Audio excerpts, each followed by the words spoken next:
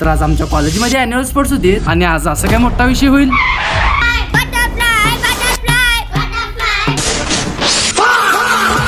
तर काय काय झालं सगळं सांगतो, व्हिडिओ शेवटपर्यंत बघा.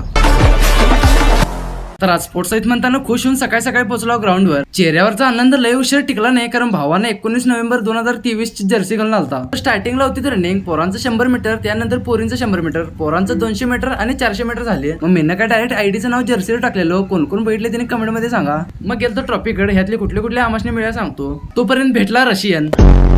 पाण्याचं जार आणलं तर 2, पाणी संपलं म्हणून फिल्टरचं पाणी जार मध्ये घालून आणि नेलता. भावानं शर्ट सोडून सगळे मॅचिंग केलाय. मग चालू झालेत पोरींचा खो खो. खो खो मध्ये काय खोळंबा झाला चला सांगतो. खो खो काय 1 नंबरच खेळत, पण ए डिव्हिजनच्या पोरींचा काय नंबरच ना, आणि 2 पोरी पडल्या ते बी ए डिव्हिजनच्या. मग चालू झालं व्हॉलीबॉल. व्हॉलीबॉल मध्ये आमचाच पहिला नंबर आला, आणि ते कसा आला ते कारण पण सांगतो चला. वाघ काय पेटलेले आहेत, व टप्प्यावर टप्प माराल ती.